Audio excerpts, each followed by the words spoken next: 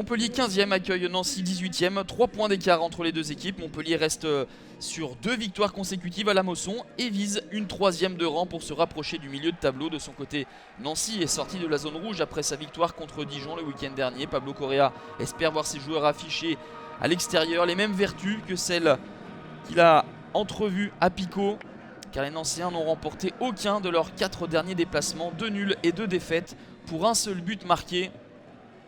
Comme souvent à l'extérieur, le plan des Nancéens est simple, rester bien en place défensivement, et ce sera donc aux hommes de Frédéric Hans de faire le jeu, et ils vont s'y atteler en début de rencontre avec ce ballon de Roussillon pour Paul Lannes.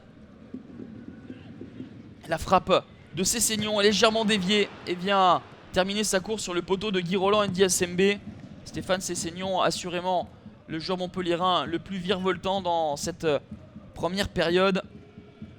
C'est Mounier qui avait dévié ce ballon au passage.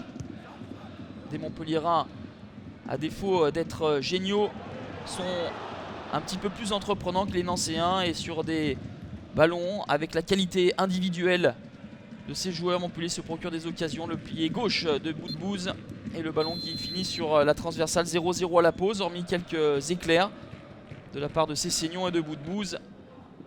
Pas de quoi faire lever le président Louis Nicolin. Il ne s'est pas passé grand chose dans cette première période. Nancy est à la Mosson pour d'abord bien défendre et ensuite contrer si possible, ce qui peut inquiéter Laurent Nicolin, car tant que les Montpelliérains n'auront pas marqué, ils resteront à la merci des contres des Lorrains. Alors on essaye de pousser, toujours par l'intermédiaire de Stéphane Cessignon. La frappe du Béninois est repoussée par Guy Roland Ndiasembe, et Cessignon poursuit sa course et vient heurter la tête du gardien camerounais. Carton jaune sorti par Monsieur Abed.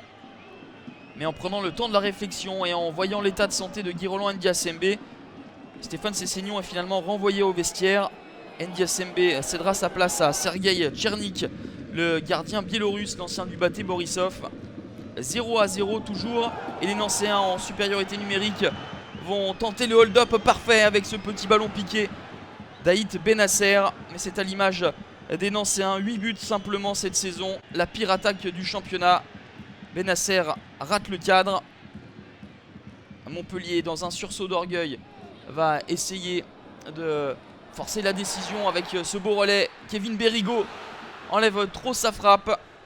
Montpellier aurait pu en fin de partie récupérer les 3 points qui leur auraient fait tant de bien, mais finalement on en restera là. 0-0 pour la 2e fois de la saison. Montpellier n'encaisse pas de but, pas certain que ce soit suffisant pour satisfaire Frédéric Hans. Nancy de son côté a pris 4 points lors des 2 derniers matchs.